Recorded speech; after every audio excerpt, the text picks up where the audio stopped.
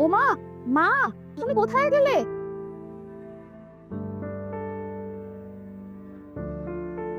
ও, তুমি এখানে? এই দেখো কি এনেছি তোমার জন্য। এই যে এলেন পোড়ামুখী, সারা গ্রাম উদ্ধার করে। আর কি যে আনতে পারিস তুই তা আমার জানা আছে। হয় কোনো বই, নয় কোনো কলেজের ফর্ম। আর এইদিকে বাসনগুলো মায়ের জন্য ফেলে রেখে যাওয়া হয়েছে। টিউশনে দেরি হয়ে যাচ্ছিল, তাই আমি বিকেলে রান্না করে চলে যাই। বাসন মাজার সময় পাইনি মা। আহা, কি এমন রান্না হয়েছে? হ্যাঁ, হয়েছে তো মোটে দুটো তরকারি আর ভাত, তাতেই দেরি হয়ে গেল। আর তার জন্য বাসন ফেলে যেতে হলো? হ্যাঁ, আজকে দুজন স্টুডেন্ট মাইনে দিয়েছিল, তাই আসার পথে তোমার আর আমার জন্য দুটো এগরোল আর বাড়ির সকলের মিষ্টি নিয়ে এসেছি। দুটো রোল কেন? আচ্ছা, তোর ভাইয়ের কথা কি একবারও মনে পড়ে না? মা, ভাই তো বাইরের খাবার খায় না। ও স্বাস্থ্য নিয়ে কতটা সচেতন তুমি তো জানোই। কিছু আনলে তো খাই না, উল্টে রাগ করে। ও কোনটা খায় না খায় সেটাও তুই আমাকে শিখিয়ে দিবি? আমি ওর মা, তা আমিই জানবো না? তার থেকে বল ভাইয়ের খাওয়া তুই দেখতে পারিস না। মা, তুমি এমন কথা বলো না। আমার ভাই খেলে আমি দেখতে পারবো না? আমি খাওয়ার আগে ভাইকে জিজ্ঞেস করেছিলাম, ও আমাকে বলেছে এসব একদম খাবে না। তাই আমি তোমার আর আমার জন্য আনলাম, ভাবলাম তুমি খুশি হবে। ঢেঙ্গি মেয়ে ঘরে পড়ে থাকলে কোনো মায়ের খুশি খুশি লাগে না। হাহ, তাড়াতাড়ি বিয়েটা কর। আশেপাশের লোকের কাছে মুখ দেখাতে পারি না, তার উপরে ছেলেটাকেও তো মানুষ করতে হবে। না, আমি যাই, সন্ধে হয়ে এলো। ওরকম সংসারে দাঁড়িয়ে না থেকে বাকি বাসনগুলো মেজে নিয়ে আয়। এই নাও জল। তা আজ তোমার ফিরতে এত দেরি হলো? ফেরার সময় মেয়ের কলেজের একজন স্যারের সাথে দেখা হলো। ওনার সাথেই কথা বলতে গিয়ে একটু দেরি হলো। মেয়ে কোথায়? খোকা তো দেখলাম বাইরে ব্যায়াম করছে। তোমার ঘরে ফিরেই আগে মেয়ে কোথায় মেয়ে কোথায় যাবে আর কোন চুলায়? হ্যাঁ, রান্নাঘরে রুটি করছে। রুটি করছে কেন? খোকা বলেছে রাত্রে ভাত খাবে না, রুটি খাবে। খোকাটা আমার কত কষ্ট করছে, ব্যায়াম করে সকাল বিকেল। রুটিটা তো তুমি করতে পারতে, ও একটু পড়তে পারতো। দুপুর থেকে সন্ধ্যে অবধি তো বাচ্চাদের পড়িয়ে ফিরেছে। নিজে যদি পড়তে বসার সময় না পায়, তাহলে ওর স্বপ্নগুলো পূরণ হবে কি করে? শোনো, সারাক্ষণ মেয়ে মেয়ে করো না তো। আমার কষ্টটা বুঝি তোমার চোখে পড়ে না? হ্যাঁ, বিয়ের পর তো মেয়েকে এসবই করতে হবে। এখন থেকে শিখুক। যাগে, তুমি বলো, স্যার কি বললো? নালিশ করলো বুঝি মেয়ের নামে? আরে না না, সেই স্যার তো মেয়ের প্রশংসায় পঞ্চমুখ। আমাদের মেয়ে এবারে রেজাল্ট খুব ভালো করেছে, তাই এবারে ও স্কলারশিপ পাবে। শুনে বাবা হয়ে বুকটা গর্বে ভরে উঠেছিল। বাহ, খুব ভালো, আমিও খুশি হয়েছি। কিন্তু মেয়েটার তো বিয়ের বয়স হয়েছে তো। খালি নিজের পড়াশোনা আর গ্রামের ছেলে মেয়েদের পড়ালে কি জীবন চলবে? হ্যাঁ, এবার বিয়ে দিতে হবে তো নাকি? সেদিকে তোমার খেয়াল আছে? হ্যাঁ হ্যাঁ, সব খেয়াল আছে আমার।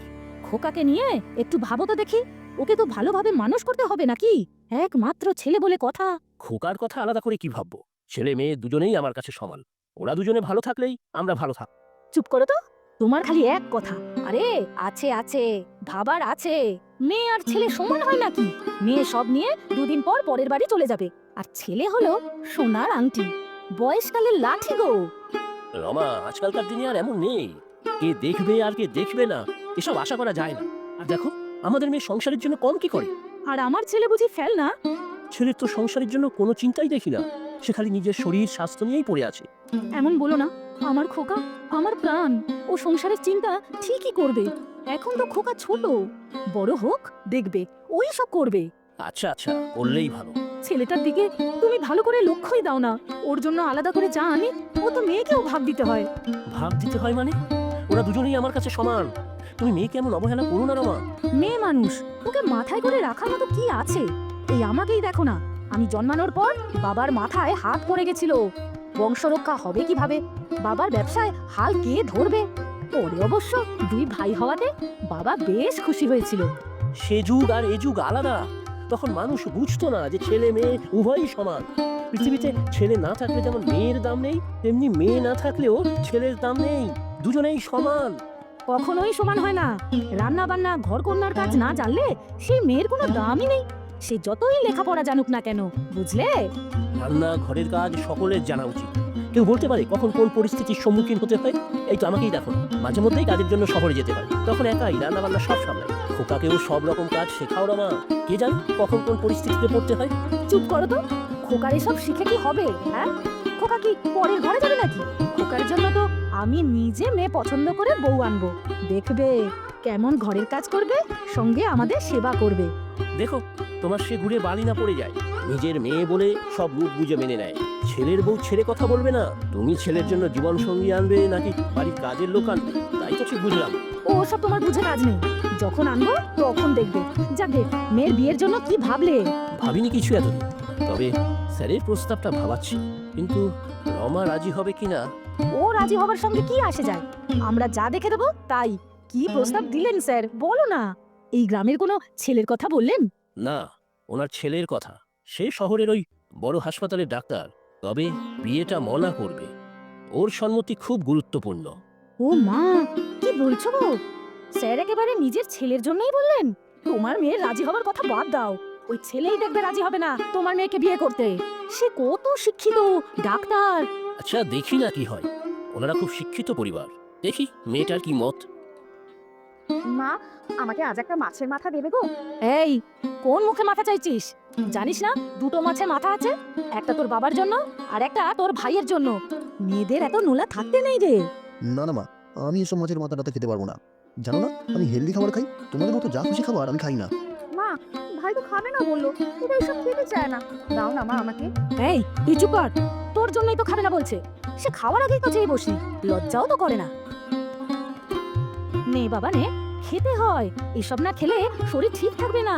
তুই না কত ব্যায়াম করিস, আর তুই না খেলে আমার বুক ফেটে যায় রে। আচ্ছা আচ্ছা, আমার ভাগেরটা মোনাকে দাও। এই, তুমি চুপ করো তো। আমি যাকে যা দেবার দিয়ে দিয়েছি, এখন তাড়াতাড়ি খাও তো দেখি। আর শোনো, ওকে কি বলবে বলেছিলে বলো। ও হ্যাঁ, শোন মোনা, তোর সাথে কিছু কথা আছে। বলো বাবা, কি কথা? আমার বয়স হচ্ছে, আর তুইও দিনের পর দিন সংসারের জন্য এমন অক্লান্ত পরিশ্রম করছিস। আমার খুব চিন্তা হয়, এবারে তোকে বিয়ে দিয়ে আর তোর ভাইকে নিজের পায়ে দাঁড় করিয়ে আমি নিশ্চিন্ত হতে চাই রে। তোর কলেজের স্যার ওনার ছেলের সাথে তোর বিয়ে দিতে চান।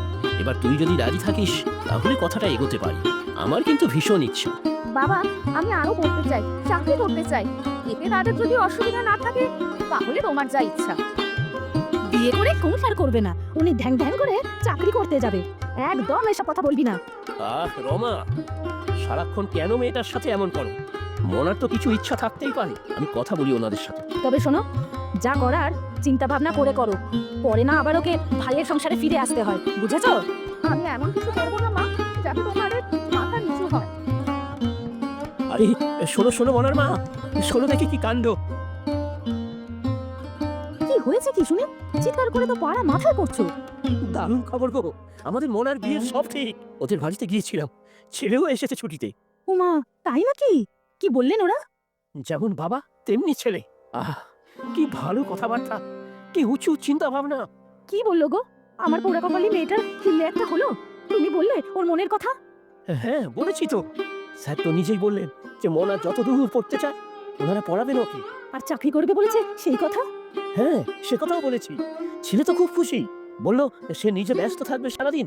আমার মনা চাকরি করলেই ভালো, না হলে সারাদিন বাড়ি বসে কি করবে। ও মা, তাই নাকি? হ্যাঁ, আর সে নিজের একটা হসপিটাল খোলার কথা ভাবছে। রমা ইচ্ছে করে সেটাও চালাতে পারে। কি তুমি খুশি হওনি? খুশি হব না? কি বলছো তুমি? আমার মেয়েও, ও তো আমারই প্রতিচ্ছবি। ওর মধ্যে আমি নিজেকেই তো দেখি। আমি মুখে যাই বলি না কেন, ওনাকে তো আমি নিজের চেয়েও বেশি ভালোবাসি গো। আমার শুধু ভয় হতো বিয়ের পরে শ্বশুর বাড়ি গিয়েও যাতে আমার মতো গঞ্জনার শিকার না হয়, গঞ্জনার শিকার না হয়। সে আমি জানি রমা, ও চলে গেলে তুমি সব থেকে বেশি কষ্ট পাবে।